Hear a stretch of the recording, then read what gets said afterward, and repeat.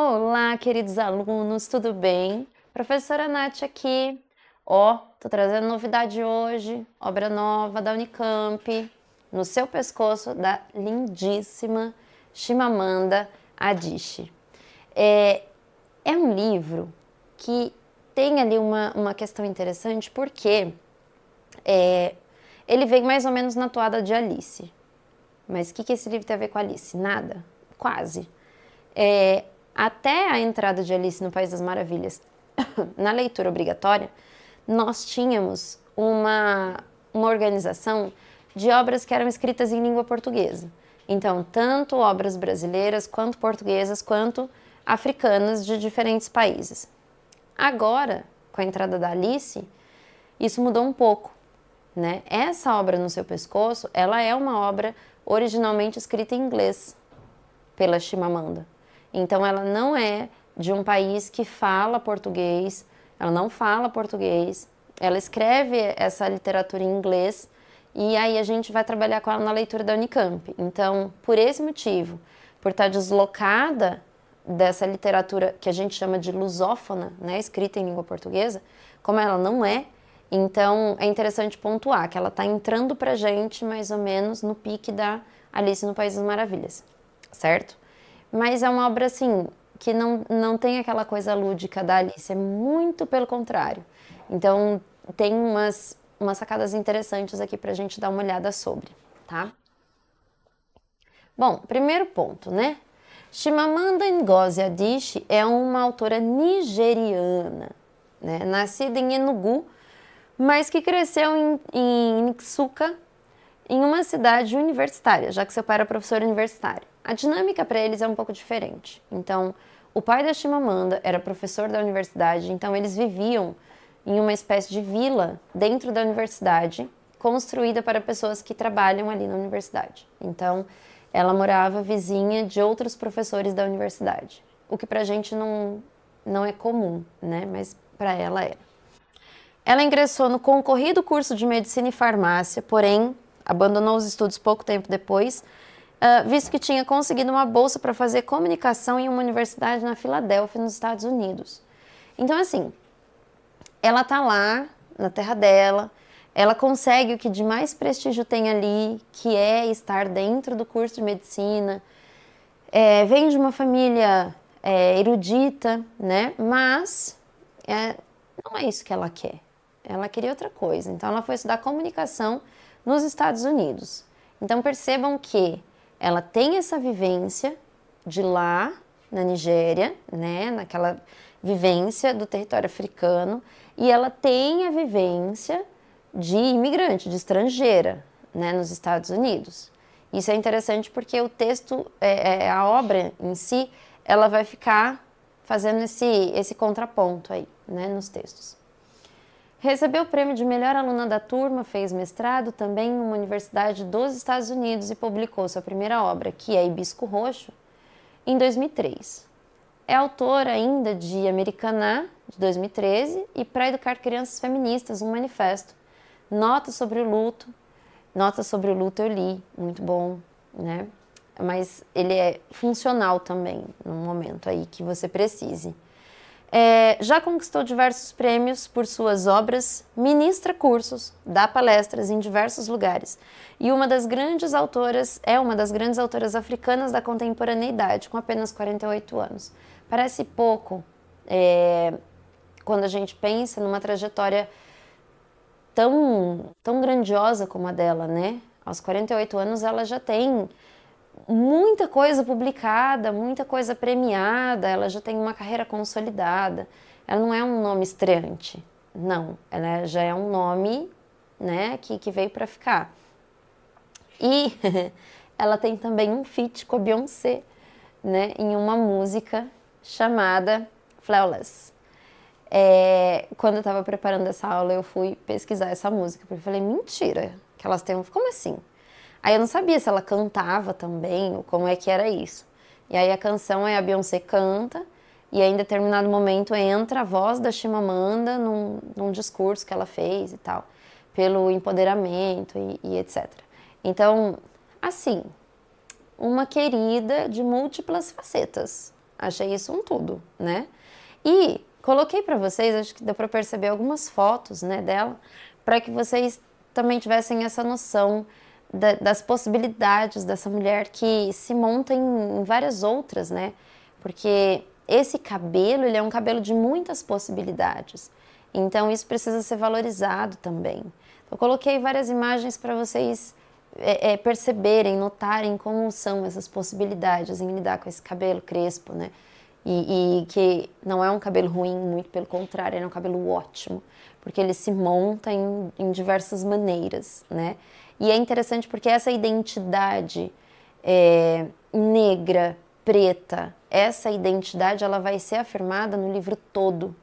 Então, é parte do entendimento da obra você entender o tamanho disso, né? O que isso significa, e não do estereótipo, não do ponto de vista estereotipado, de um ponto de vista autônomo, crítico, né? Então ela vai fazer isso pra gente nessa obra, tá? Então, pensando no seu pescoço, a gente tem uma obra que é publicada pela primeira vez em 2009. Trata-se de um livro de contos, com 12 contos, mais especificamente, em que os temas trabalhados são relacionamentos entre pessoas, suas dificuldades, inclusive o relacionamento familiar, as dificuldades no trato com a própria família, isso também vai aparecer. Os percalços da imigração, questão de identidade, a luta de gênero ou não, porque pode ser que isso não fique tão claro, entre alguns outros. E aí a sequência de contos que a gente tem na obra é Cela 1, Réplica, Uma Experiência Privada, Fantasmas, na segunda-feira da semana passada, Jumping Monkey Hill, espero ter pronunciado certo, porque eu não sou boa nisso, No Seu Pescoço, A Embaixada Americana, O Tremor, Os Casamenteiros, Amanhã é Tarde Demais e A Historiadora Obstinada. Pensando que é o primeiro ano em que essa obra está aparecendo na leitura, né, vestibular 2026, então a probabilidade dessa obra aparecer é muito grande, principalmente em relação ao conto que dá nome ao livro. Então vocês fiquem atentos. Pensando adiante, pensando nos anos posteriores, aí a gente precisa fazer uma observação de se essa obra foi bastante abordada, se caiu na primeira e na segunda fase. Se caiu, pode ser que ela não apareça, então num vestibular mais para frente. E fazendo esse joguete aí, né, de observar e ponderar, tá bom? Bom, vamos pensar um pouco sobre o gênero conto. É importante a gente trazer isso também, né? Então, olha só. O gênero literário conto apresenta uma narrativa geralmente breve e que causa um impacto no leitor. Por ser uma narrativa, dispõe de características próprias como o espaço, tempo, narrador, personagem e discurso.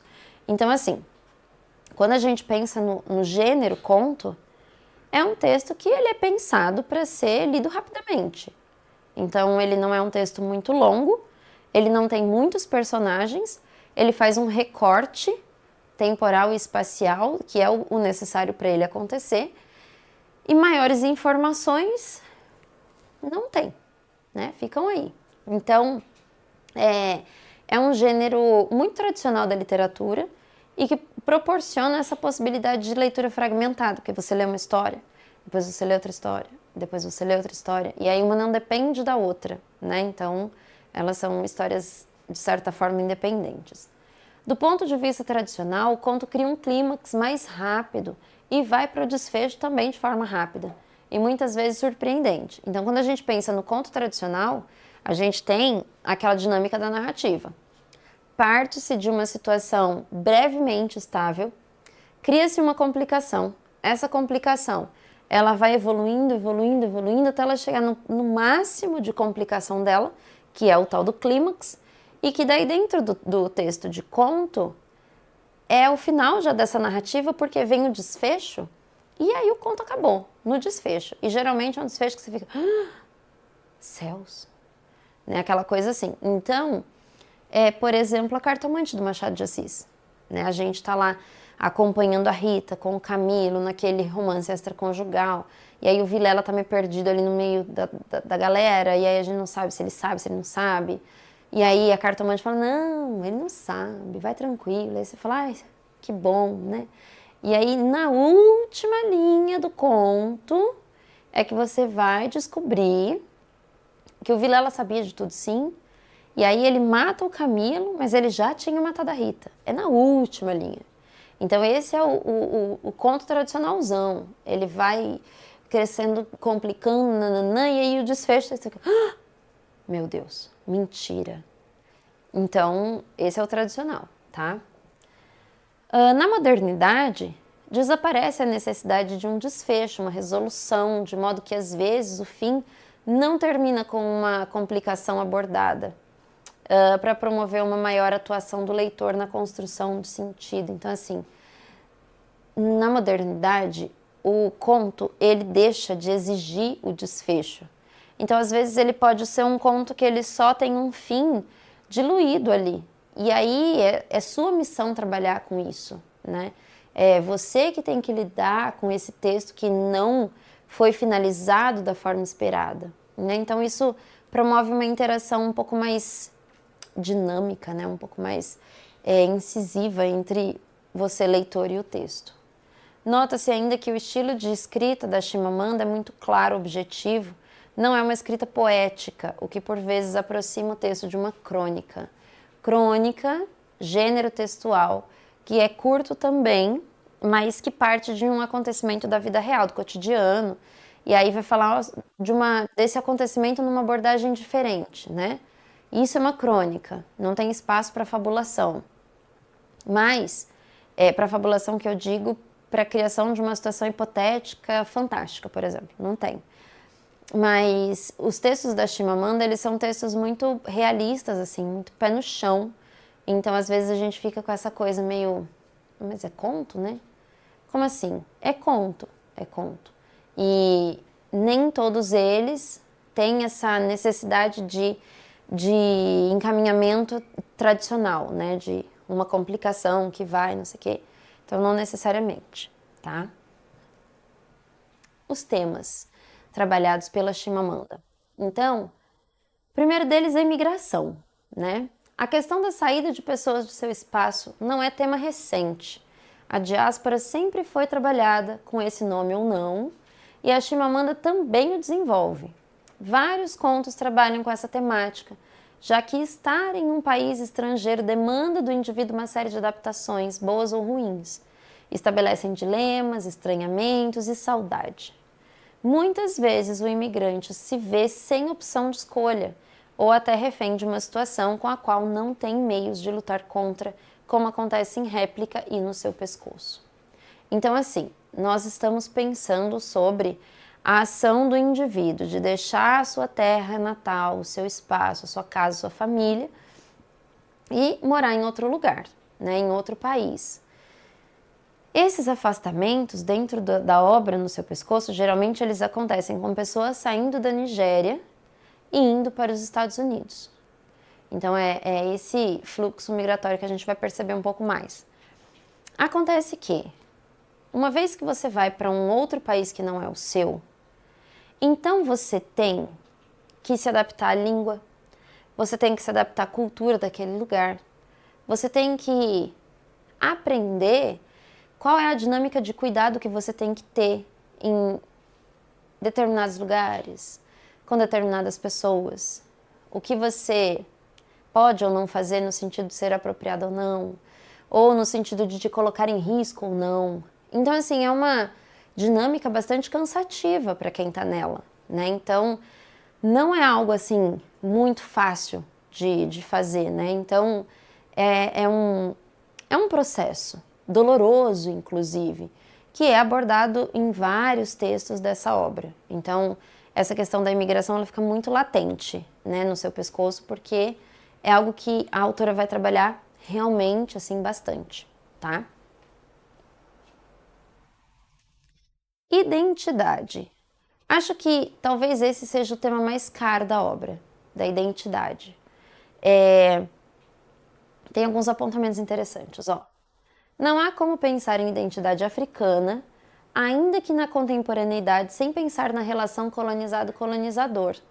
Essa marca não deve ser entendida como pertencente a ninguém, mas ainda é uma forma de olhar para o indivíduo africano fora de África, quando esse olhar vem principalmente do branco e não africano. Então, primeiro ponto, na construção da identidade, uma pessoa natural do continente africano, ela vai ter que pensar sobre a questão da colonização. É muito difícil escapar disso, né?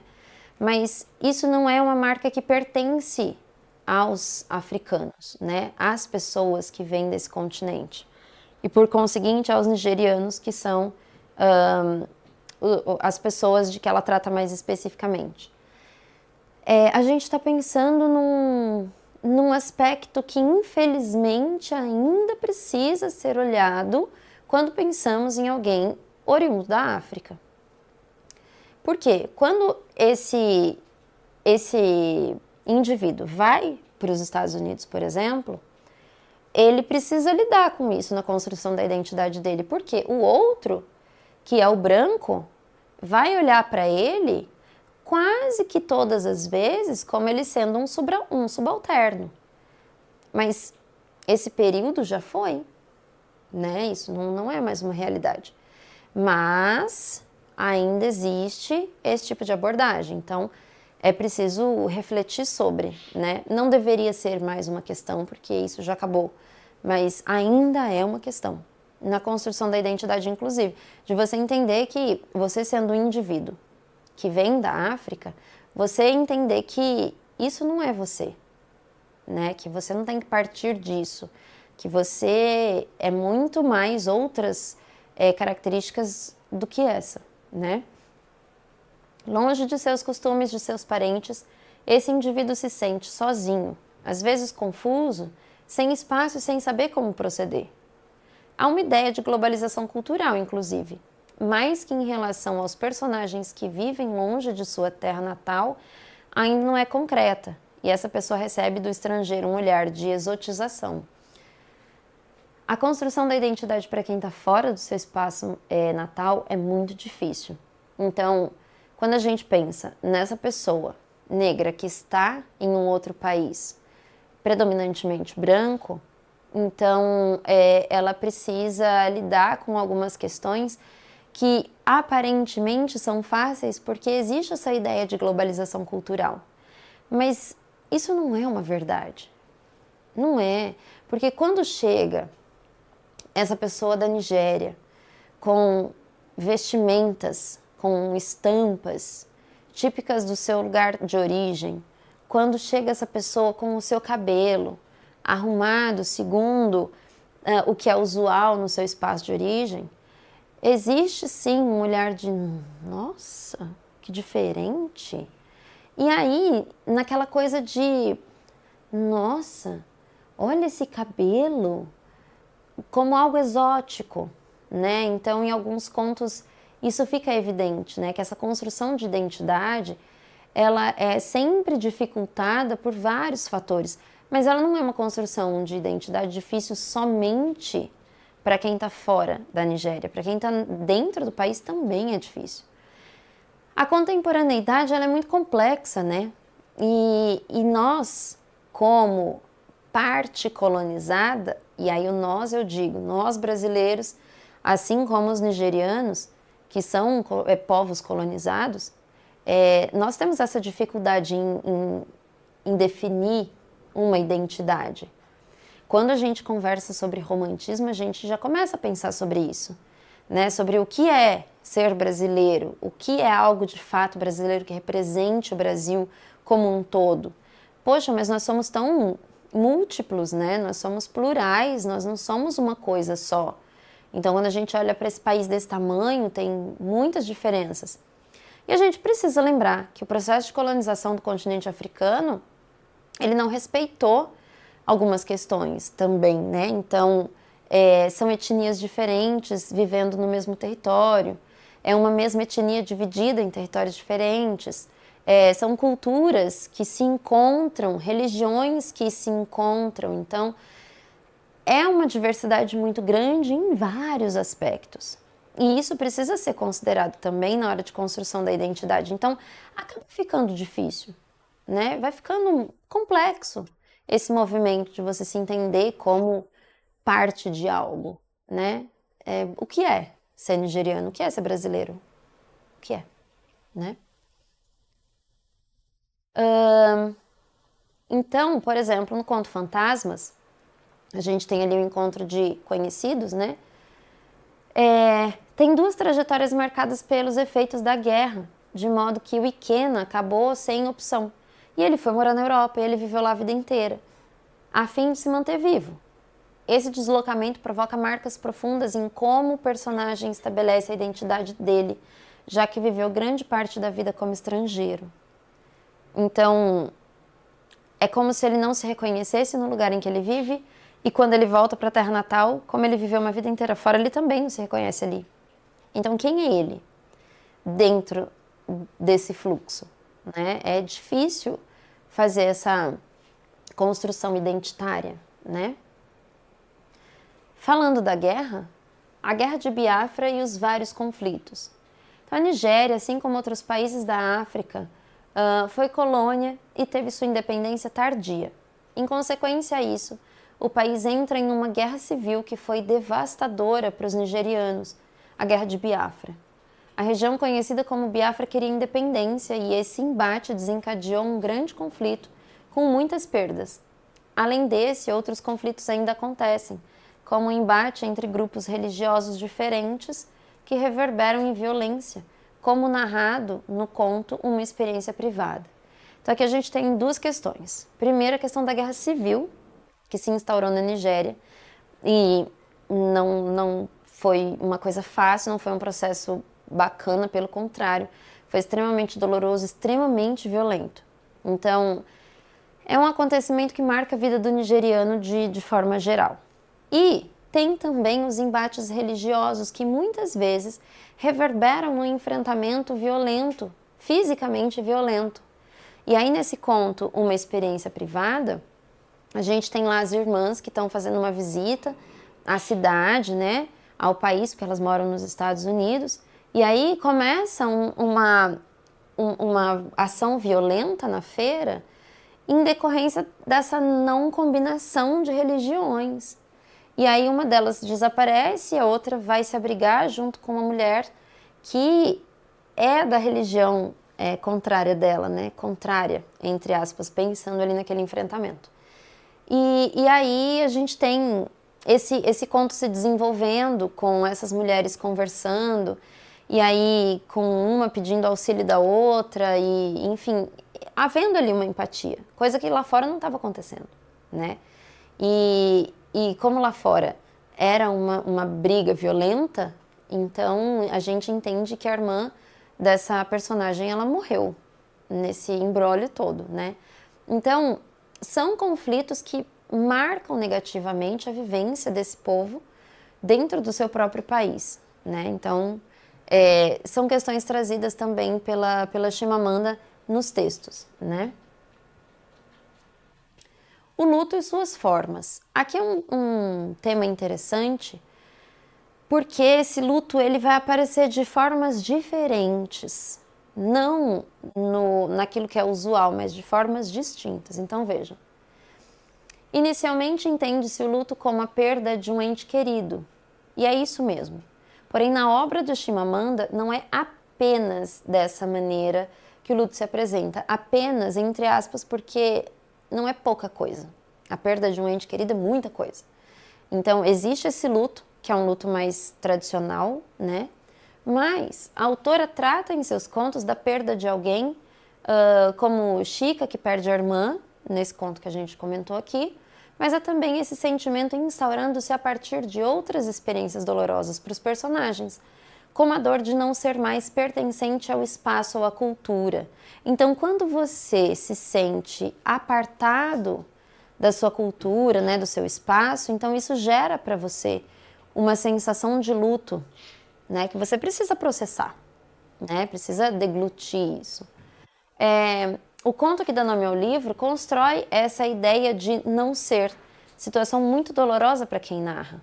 Pode-se entrever ainda as personagens femininas que perdem a inocência por diferentes formas, e isso causa uma espécie de luto, já que com isso vem a tomada de consciência do mundo machista. No conto No Seu Pescoço, conto esse que é narrado em segunda pessoa, você que está me assistindo, independente de a qual gênero você pertença, você vai assumir a posição de uma figura feminina, negra, imigrante nos Estados Unidos. E aí, dentro desse texto, a gente tem, teoricamente, um luto em cima do outro, né? Porque, primeiro, o luto por um assédio, né? Por essa tomada de consciência de que uma mulher ela não está segura em lugar nenhum. Então, isso causa uma sensação de perda muito grande. E também porque ela não é ninguém ali. Ela passa a ser invisível. Ela não pertence àquele lugar, mas ela já não pertence ao outro também. Então, essa coisa do não ser, né, é algo que traz também essa dor muito punitiva, muito profunda, né? Então, é uma personagem que ela vai tendo que lidar com isso ao longo do texto e é tudo muito severo, assim, é muito doloroso. Então, é um luto que vai se dando de diferentes formas dentro do texto, né, dos textos, melhor dizendo. As relações familiares. A obra apresenta em vários contos, em primeiro ou segundo plano, as dificuldades do relacionamento familiar diante da imigração ou não. Muitas vezes a situação é de opressão, outras é de vergonha, outras é de readaptação, mas todas elas demandam muita energia para acontecer da melhor maneira. Nesse contexto, quem fica geralmente em posição de prejuízo é a figura feminina, mas que apesar de tudo segue em frente. Então essas relações familiares, elas muitas vezes são conflituosas. Tem, por exemplo, a relação da protagonista com o seu marido, que segundo uma amiga, não só tem uma amante, como colocou a amante na casa dela, lá na Nigéria. E ela não tem como comprovar isso porque ela está nos Estados Unidos. E aí, como é que isso vai se dar, né? Uma relação bastante conflituosa nesse âmbito familiar. Tem outras circunstâncias que vão apresentar uma relação, às vezes um pouco difícil, né? Um embate ali, de certa forma, entre pessoas da mesma família, no mesmo contexto. Então, essas dificuldades no trato com a família aparecem. Família é ótima, é incrível, sim, mas nem sempre são flores, né? Às vezes é um pouco complexa a relação. E é normal para todo mundo ser assim. Então, ela traz isso também, né? E aí os narradores, né, meus queridos? Porque essa mulher, ela investiu nos narradores. Mas ela investiu bem. Porque, ó, a autora explora diferentes narradores ao longo da obra. Há contos narrados em primeira pessoa, em terceira pessoa e em segunda pessoa. Quando adota o narrador em terceira pessoa, trata-se do narrador onisciente, mas que não irá abrir todos os personagens ao leitor, porque Chimamanda escolhe a seletividade do narrador para dar foco ao que ela realmente gostaria de mostrar. Portanto, é um narrador onisciente seletivo, pois ele assume a proximidade com apenas um personagem, que é específico, e conta tudo somente desse personagem. Presta atenção no negócio. Narrador primeira pessoa, estamos acostumados com. Narrador em terceira pessoa, nós também estamos acostumados com. O que é diferente, talvez, aqui? Essa onisciência seletiva, que é o quê? O narrador, ele é onisciente. Ele sabe tudo de todo mundo, mas ele escolhe falar só sobre um ou outro. Então, isso é onisciência seletiva. Ela escolhe isso. Então, é uma característica. Agora, a narração em segunda pessoa, ela ganha de todas. Porque ela é uma narração muito atípica em relação aos textos com os quais a gente lida, né? Então, quando ela narra em segunda pessoa, ela te coloca na posição do personagem. E às vezes isso dói muito, mas é uma intenção dela, né? De ir falando com você e te colocando nesse ponto. É o que acontece no Seu Pescoço, né? Então, a narração em segunda pessoa, muito incomum nas narrativas, proporciona uma experiência diferente ao leitor, já que ele assume a posição de protagonista e ainda que sua realidade seja bem distante daquela narrada, ele fica muito próximo do que se conta. A dor passa a ser sua também, né? Dessa narração. Então é um processo bastante diferente, mas muito, muito incrível. A Chimamanda arrebentou basicamente nessa obra, né? Ela mandou benzaço. A Unicamp também mandou bem em pedir essa obra, porque é uma obra riquíssima e que traz para vocês assim uma possibilidade de leitura, um enriquecimento cultural muito grande. Então, olhem bem para essa obra porque ela vai aparecer, certo? Bom, sendo assim, eu espero que vocês tenham gostado e até a próxima!